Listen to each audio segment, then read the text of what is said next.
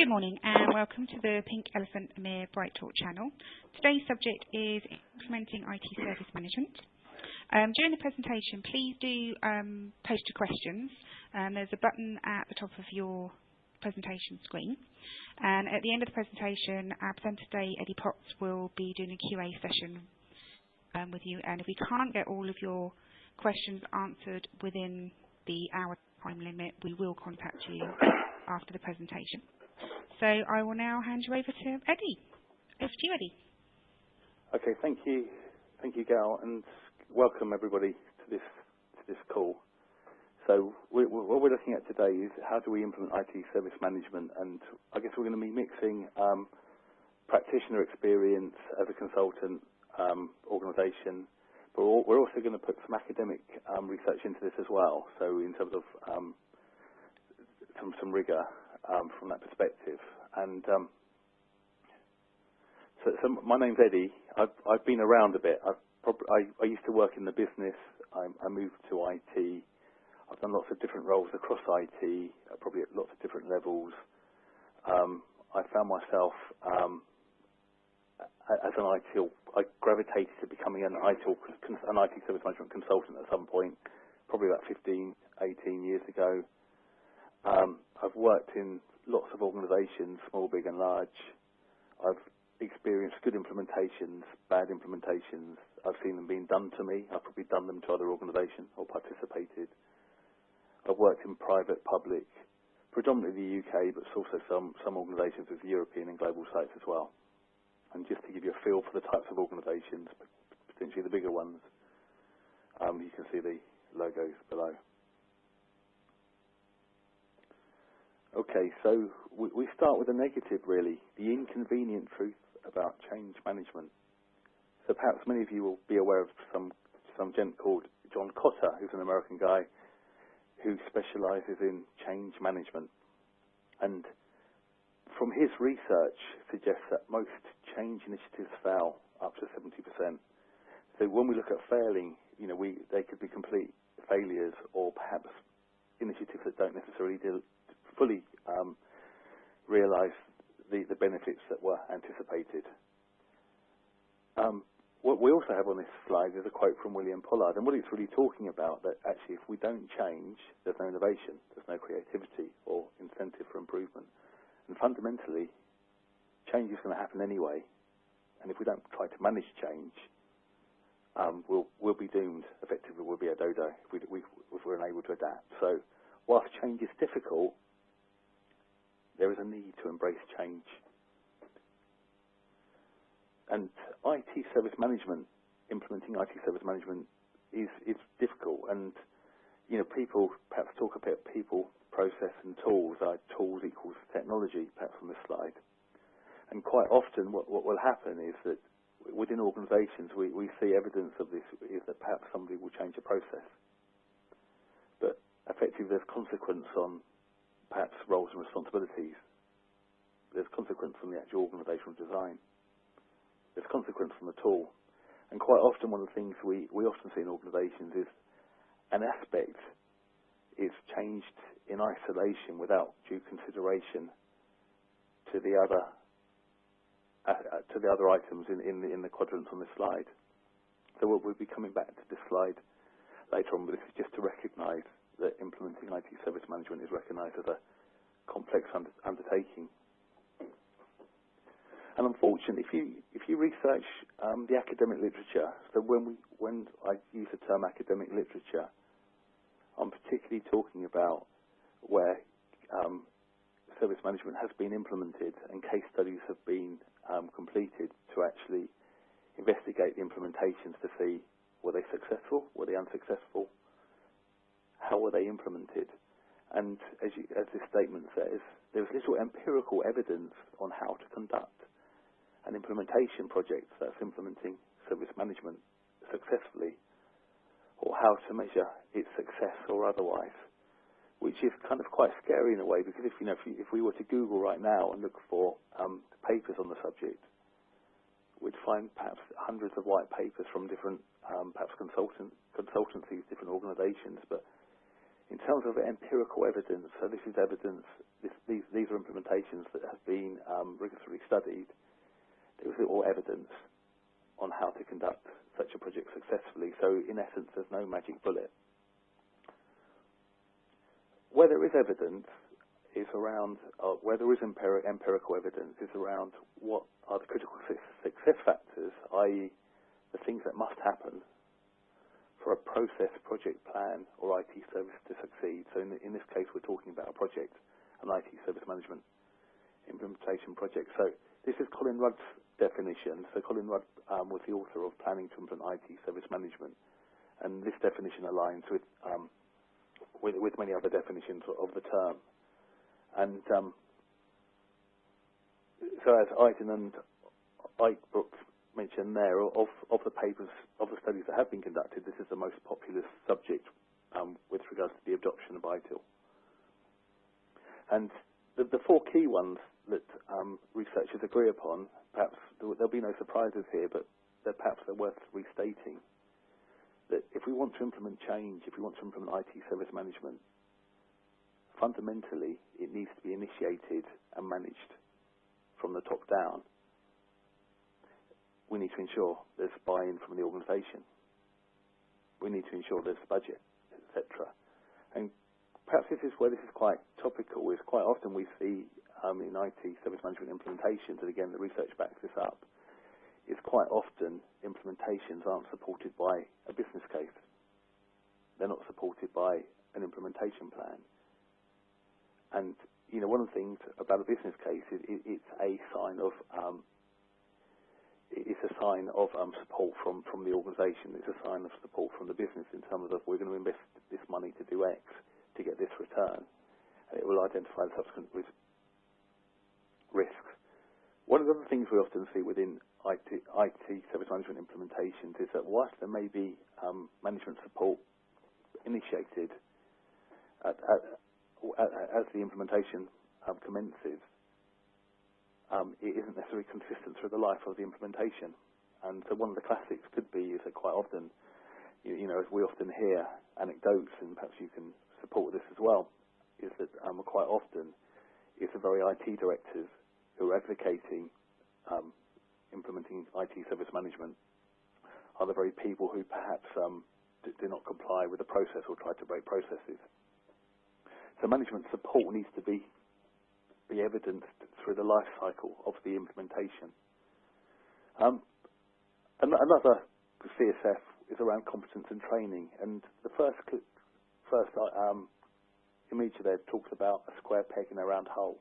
And quite often what we find, particularly with internal IT service management organisations implementing ITIL, is that a person is appointed to do a particular role because that's the individual who's available, not necessarily because he or she's got the appropriate skill set or background. And obviously some people can be trained, perhaps, but in essence, if we need to ensure we've got the right resources performing the right key roles. Consultants can help if they're used carefully.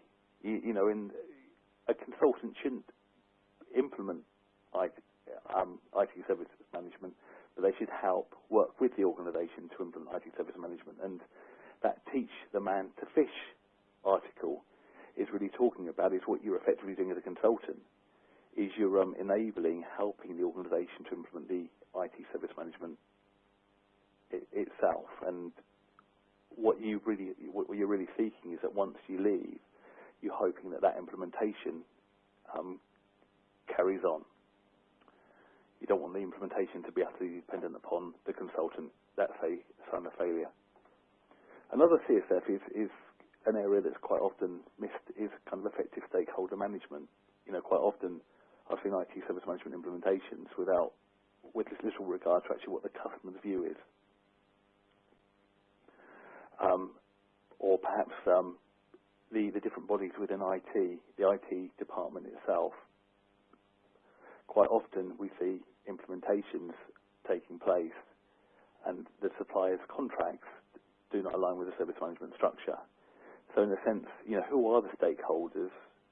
What's their interest in the project? How do we manage that stakeholder? throughout the life of the project. And one of the things we need to recognise is that through the life of the project, the stakeholders' interests may change. The stakeholders themselves may change. And, the biggest, perhaps this is no surprise, and it links back to the Costa statement, is that the biggest reason for initiatives to fail is basically people resisting change. It's a very human response to resist change. And, I guess this links to the previous slide around, stakeholder management. If we've got effective stakeholder management, we're better able to affect organisational change. So organisational change particularly is something that we'll be referring back to later on in this slide deck.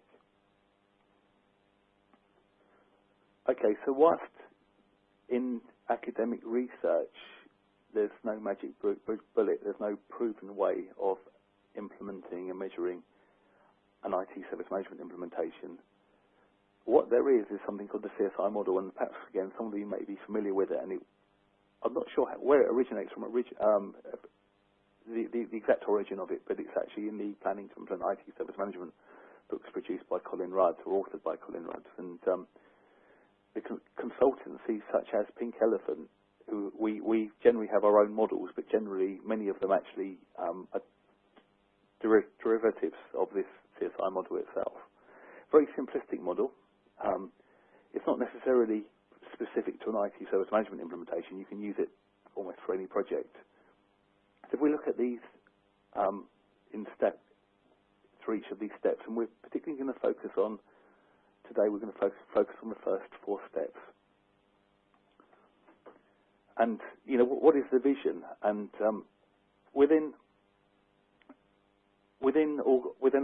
from our experience, quite often we see organisations wanting to implement process. They want to implement IT service management.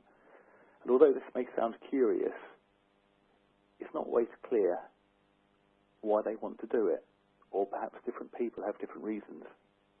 And if you don't necessarily understand the reasons why, it's quite difficult to plan the programme. Which processes should we focus on? And so whilst there are some classical economic theories in terms of why an organisation may want to implement IT service management, e.g. reduced costs, improved quality, improved IT business alignment, the academic research suggests actually, in reality, there's more coercive pressures at work. And again, these pressures are not wrong. There's something wrong with if this is the case, but quite often IT departments will perhaps want to mimic their competitors or other organisations to seek competitive advantage.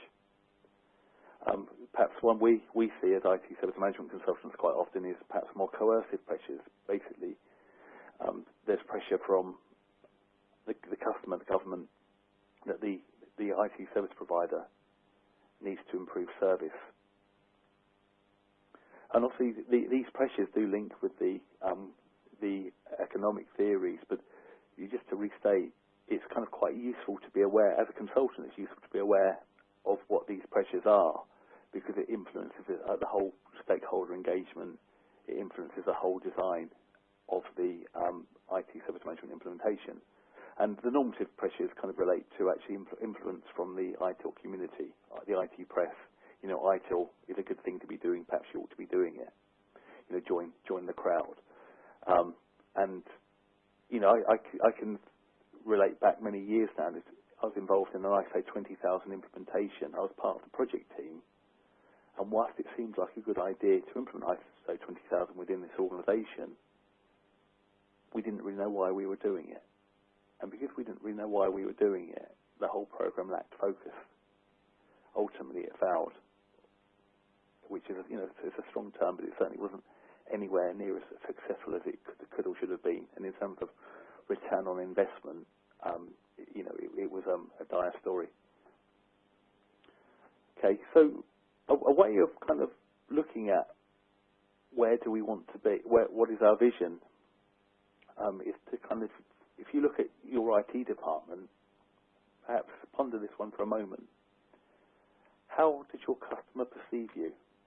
Do they perceive you as a technology-focused IT service provider, i.e. the TV repairman, whilst you're providing value to the business, it's fairly low value. And what this slide perhaps suggests is that there's different stages of evolution, of maturity for an IT service management department. And as you obviously climb up the y-axis, you're increasing value to the organisation. So, perhaps it's also recognition that if you're perhaps a product/service provider, it's possibly unrealistic to suddenly to get to a value change focus in a short period of time. So it's quite useful perspective this slide offers, and we'll be coming back to this slide later on. And I guess the other point around what is the vision, quite often organisations jump to where are we now without understanding what their vision really is. And if you don't necessarily have your vision, you haven't, where are we now doesn't really have any context, because where are we now should be where are we now in relation to where we want to get to, which the vision creates. And this is a slide from an organisation which will remain nameless. And so basically this organisation, were reacting to coercive pressure from the government to implement IT service management effectively. And so as a consultant, one of the things I thought was actually, what does the customer think of you? What's your current level of maturity? And about the only thing they measured was really around the responsiveness of the service desk to their users. And, whilst this is of some use, a measure in isolation has got little value, unfortunately. But unfortunately, this was the only thing they measured. And, we looked long and hard in terms of actually what other quantitative or qualitative metrics are out there to understand what the customer thinks of IT, or perhaps how the IT department is measuring themselves. So customer perspective is key. So in this particular example, the organisation, as mentioned, were facing coercive pressures to implement IT service management from the government, and they produced a self-assessment. And whilst I appreciate the fonts are very small here, one of the things that you can see here is actually there's quite a lot of green here, and you could perhaps also see the rose-tainted spectacles at the top. And basically, this organisation did a self-analysis, and in reality, if this was done objectively, there were more reds than this slide actually suggests. And as such, as an IT service management consultant, I did something called a CMMI maturity assessment. And the inner line, the browny green line, if you like, was an estimation of their actual maturity. And the bold line is CMMI level 3, which is often used as a gauge of what good looks like. And so I guess what this is talking around really is that there's different ways of kind of baselining, understanding where we are. There's benefits for using internal or external resources. But we really need to understand where we are before we can precisely identify where do we need to get to, where do we aspire to get to. Okay, so where do we want to be?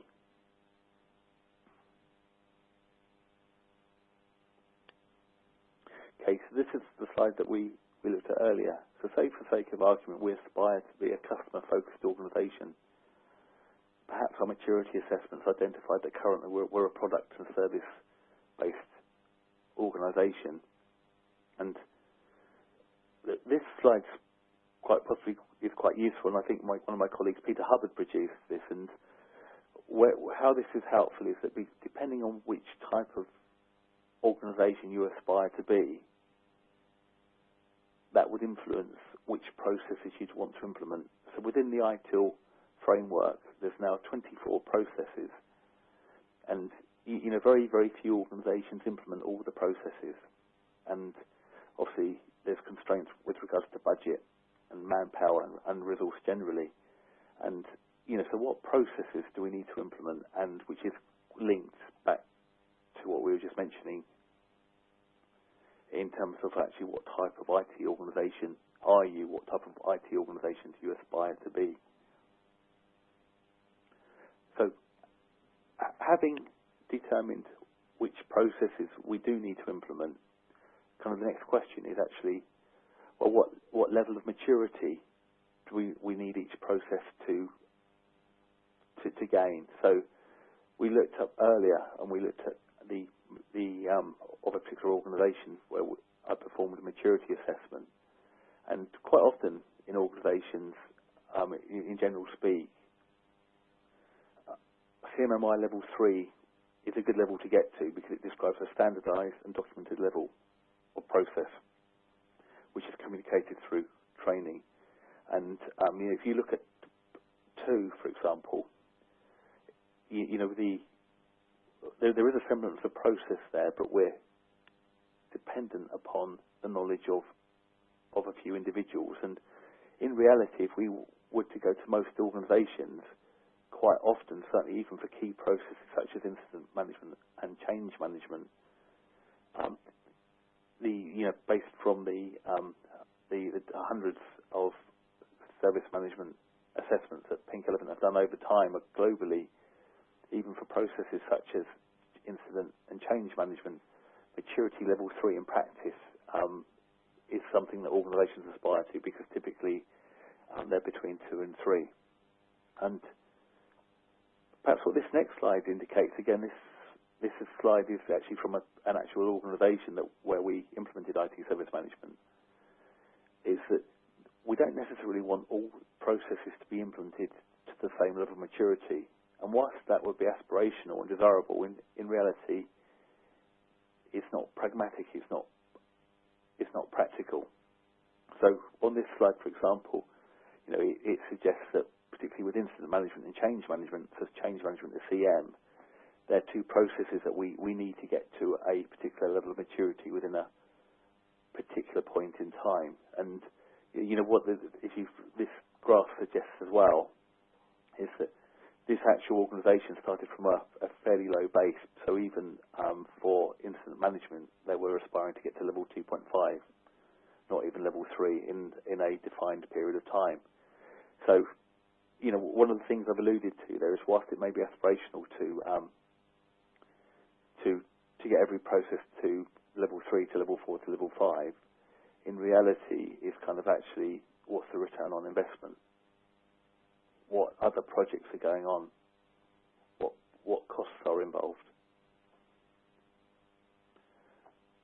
Okay, so once we've defined where we aspire to get to, we then need to think about how do we get there.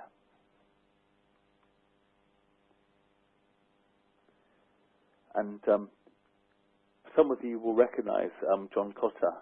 We mentioned John Cotter earlier. So he's a management change guru from the United States, or from Harvard University, and he's developed the 8-step methodology, which is generally, if you like, the de facto organisational change implementation structure that's used across industries. And how we'll describe these 8 steps, we'll do them through the eyes of a penguin, and perhaps you can see an image here of the penguin with a briefcase. That's Fred the penguin, and obviously Fred isn't a regular penguin. And the sense is that Fred is a bit of a loner. Aside from carrying a briefcase, he also carries a ruler. And what he does from time to time, he notices that there's cracks in the iceberg. Over time, these cracks are getting wider. And he recognises that perhaps with global warming, that the iceberg is melting, and that ultimately, if the penguin colony does not take action, they'll have no home, they'll drown. And John Cotter talks about, from his research, suggests that most implementation projects that fail actually fail at step one. Because there's an unwillingness, or people don't recognise the need to change. And with the Fred the Penguin example, is basically he recognises a need, but he needs to communicate. He needs to communicate that that need to other people. So he talks to the Penguin Council, and slowly over time he gets stakeholder buy-in. So real life example, how this manifests itself within IT service management. I helped an organisation implement IT service management perhaps 5 years ago, and whilst obviously money was expended, in reality little improvement was made. There wasn't really a willingness within the organisation to change. And although there was management support in terms of investment, it was it was more words than actions. It wasn't sustained. The implementation lacked the management buy-in. 2 years later, I got called back to the same organisation again, by which time they'd lost 15 people, which was about 20% of their workforce, due to government cuts. They had no choice to change then, because they needed to deliver the same level of service with a reduced resource pool. So just to restate that half of the implementations that fell because of a sense of urgency hasn't been created. So it links back to what is the vision and why are we doing this implementation. So in the Fred the Penguin example, he's quite a lowly penguin in penguin society, and slowly over time he needs to inform other people within the community about what he's found. And he happens to know somebody on the Penguin government, the Penguin Council, and slowly over time he lobbies people, and they gain what John Cotter would call a guiding coalition. And the guiding coalition needs to have the mandate to make things happen. And the related CSFs that you see at the bottom, these are CSFs that have been identified within the academic literature as essential things that need to be addressed for an ITIL implementation to be successful. And the Fred Penguin is also quite interesting because he's quite lowly in penguin society. And when you look at the guiding coalition, whilst it needs to have the power to mandate change, it also needs to include people like Fred. It needs to include perhaps people who are passionate, people who have got the knowledge. And again, I can think of an IT service management implementation I was involved with, and we were quite fortunate. We actually followed the Cotter model reasonably well, and we had the CIO on board, which was great. We also had the departmental heads on board as well, and where that was quite useful was that, for example, quite often IT service management implementations are led by perhaps the operation people or the service people. And when we try to implement change management, release management, for example, perhaps sometimes we have trouble convincing the application management teams, development teams to come on board. But if we can gain them as part of the guiding coalition, or certainly some of them, that will help support the implementation. And so this example also included this particular implementation. Perhaps the most powerful person we had on board was the PA. Everybody trusted the PA. She knew what everybody was up to. So when you think of the guiding coalition, of course it does need to have people. It needs to have the mandate to effect change, but it also needs to be representative across the whole organisation, hence the interdepartment organisation. But it also needs people like Fred. It needs people like the PA I referred to earlier. People who've got the knowledge, people who've got the passion, and what we need from this coalition is trust.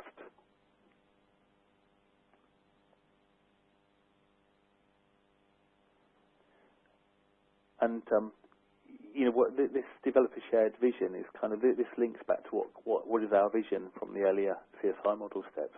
what kind of IT service management do we want to become? How will that be different from what was before? You know, what does change actually look like? And again, the word shared vision has to be quite important. You know, so we've got a guiding coalition. The vision, one of their key activities is to develop that shared vision. Quite often in IT service management implementations, you'll find that different stakeholders, even senior stakeholders, perhaps have different perspectives, different agendas, different objectives.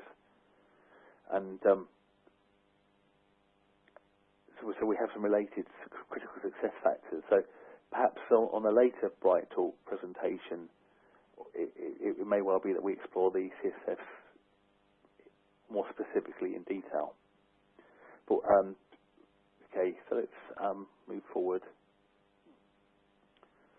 And this is kind of interesting because kind of quite often, or again, can see this from real life experience, and it's backed up by the research, is that even if there is a vision, unless that vision is effectively communicated, it doesn't count for anything. And again, John Cotter suggests that this is one area that organisations are particularly poor at doing. And you know, quite often within an IT service management implementation, whilst there may be proclamations at the start of the project, they seem to wither away once the project goes live through the life of the project. And you know, another thing we often find within organisations is that kind of isn't just about what you say; it's about how you act. So, in terms of you know, we touched on earlier that quite often within IT service management implementations, you know, the very people who are advocating the implementation are sometimes the people who bypass the processes themselves. So it's kind of very much about walking the talk, not bypassing processes, being supportive. Okay, so let's kind of move on, and you know, once we've got people to buy into the vision, that's what we're seeking to do. So let's go back to the previous slide again, and it's about ensuring that as many people as possible understand and accept the vision. So this kind of, there's a big link to stakeholder management here, because when we think of any change, there will be those people that are quite supportive of the change. So you think, well, actually, how do we harness that energy? There'll be some people that will be ambivalent about the change. There'll be some people who are perhaps anti the change. So the argument then goes is actually, well, how do we manage these stakeholders? So we mentioned earlier that one of the key CSFs was around the stakeholder management and the ability of IT staff to adapt to change. Okay. One of the things we often find, again, as consultants within implementing IT service management, is that quite often many of the rump of the organisation are actually advocates of change. They want to be able to help support the change, but they don't always feel able to. They don't necessarily feel empowered. And so one of the key things around management support as a CSF here is really around how can the management remove barriers to unleash people. And there's some obvious CSFs here in terms of actually, perhaps it's around training, perhaps it's around the selection of an appropriate tool set. Perhaps it's about the appointment of appropriate people in positions to help enable change. So what this touches on here, and again, I can think of some very specific examples here, is actually when you're doing your maturity assessment, what you're also doing is you're identifying resources. And so when you do seek to implement the IT service management processes, your challenge is actually how do you harness those resources. And you know, one of the things that perhaps we don't recognise enough within IT service within organisations is that there's quite often expertise and passion within the organisation that we can use. So it isn't just about using external consultants, it's about how do we harness the resources that we do have. Okay, so with regards to an IT service management implementation of anything of that nature, quite often it's a long long process, and what's quite important to maintain, to increase momentum, is this concept of quick wins. And so there's a linkage here to process priority. So quite often in organisations, and possibly quite rightly so, the processes that get implemented first or improved first are things around incident management, change management, service level management. They're relatively easy to do compared to some other processes, which means that they can offer quick wins. And quite often what we're seeking to do as well, or perhaps what we don't do, is what we tend to do with an IT department is we reward heroes. We reward people for fixing things. But what we're talking about here really is that we're talking about implementing processes that will produce sustained improvement. And these can be quick wins, but you know one of the things we see from good IT service management implementations is, as consequence, we should be focusing on quick wins, but we should also be rewarding those people involved. So perhaps rewarding people for proactive behaviour, not just for kind of being heroes, putting out fires, etc.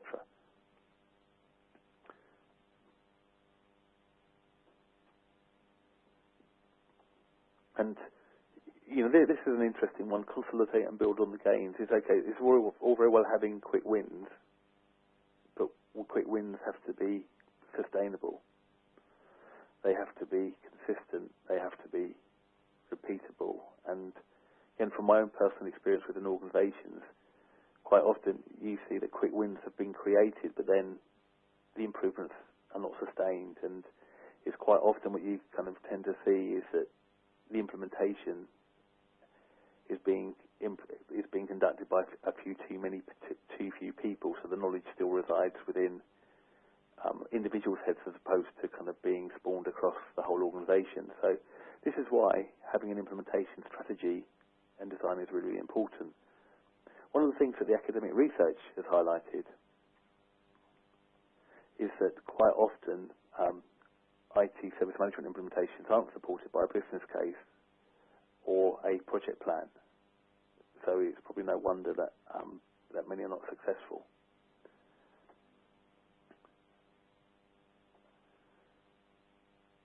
Okay, and looking back on the Fred the Penguin example, is that basically the story goes with Fred the Penguin and the colony is that they recognised the need to change. They needed to find a new iceberg. It was kind of more than we need to find a new iceberg, because guess what? At some point, that new iceberg would start cracking, or it would start melting itself. So what they were really seeking to do was actually, their vision was to become more of a nomadic community that from time to time would accept they would have to move from iceberg to iceberg. And this concept, this slide, the actual the penguins are talking to each other here. Being a nomad is fun. So what they're really talking around, the second penguin is talking home is where the ones you love are. So the home isn't necessarily the iceberg. The home is being amongst that community. It may be that community has to move from iceberg to iceberg, but home is being part of that organisation. So what this is really talking around is that from time to time we'll have to change and change. So there's a big linkage here with continual service improvement, which is at the kind of the heart of ITIL. Is that we should be seeking to continually change anyway, but not least because the environment that we live in, we work in, we exist in, is changing anyway. And if we don't manage or affect change ourselves, change may be done to us as such by the environment, by the iceberg melting, by the threat of outsourcing, by the threat of an unhappy customer, whatever the case may be. Okay, that brings to the end of Cotton. I appreciate that we've done that at speed, but the book that this relates to is a book called Our Iceberg is Melting, and John Cotter's produced many books on this subject about the 8 steps of change, and this particular book, we'll put the details out in the accompanying slide where that will be sent out with this presentation. And when I've been involved in IT service management implementations, this book I think cost £7 or £8, and we've typically, quite often, have given them out copies of it to the whole organisation, because it helps to understand the process that they'll be going through. You know, it doesn't win all hearts and minds, but it helps with the process. Okay, so with regards to a slide that we looked at earlier, and this is just to re-emphasise a point, is quite often within organisations, we may, for example, improve a tool set. We may, i.e., we're improving or perhaps implement a new tool set. And one of the things that we see from time and time again is actually this is quite often done in isolation. And if you think about when we're implementing a new tool set, quite often that has a direct impact on the role that people perform, for example. It may have impact upon the actual organisational design. It may have impact on training. And I guess if I've got one key message throughout this presentation is possibly summarised by this next slide. And quite often within organisations, we see different streams being managed. Sometimes they're managed as formal projects. Sometimes they're not, but quite often they're managed as separate streams. So there's not an integrated program approach looking at the process, technology and people. So a classic, for example, could be an organisation sends their people on ITIL training, which is, okay by itself, but unless it's done as part of an overall implementation, an overall context, it's kind of got limited value. Quite often we see organisations implement new tool sets, but again, guess what, that's done in isolation, without any associated training. Quite often we see organisations implement process and almost that's just a paper exercise because it hasn't got buy-in there hasn't been associated organisational design, redesign or training, etc. Okay. I'm drawing to a close for this presentation now, and with regards to the CSI model, we've been discussing, or I've been discussing the first 4 steps, and the next 2 steps are possible topics for future Bright Talk events, because kind of this whole concept is once of, how did we get there? How do we know when we've implemented IT service management? So I mentioned earlier, around quite often, IT service management implementations aren't supported by a business case. And there's a question around governance there, because if you haven't got an associated business case, how do you know when you succeeded?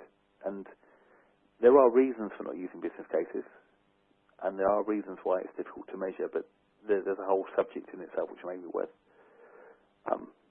viewing, thinking about. And the 6th step, how do we keep the momentum going, is equally quite key. Quite often within organisations, we see IT service management being implemented, but we perhaps visit that same company 2 years later and it hasn't matured subsequently. And one of the key points around IT service management and the whole ITIL ethos is this concept of ITIL, of continuous service improvement. So once we've implemented IT service management, there's almost a tendency in some organisations is just to kind of leave it there and not nurture this regime. So a future Bright Talk event quite possibly will be exploring that subject: is how do we keep IT service management healthy? How do we keep the momentum going? Because this concept of improving, maturing IT service management is a continual process.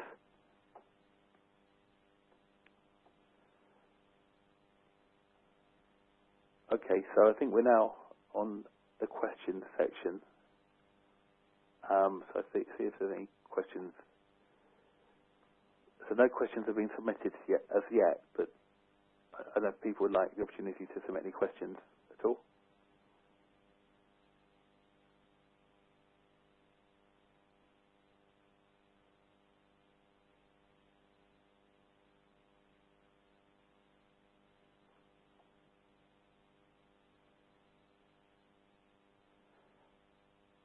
Okay. Okay, so I think the presentations will be sent out to the audience, and I very much we appreciate your time. We appreciate and we welcome your feedback. By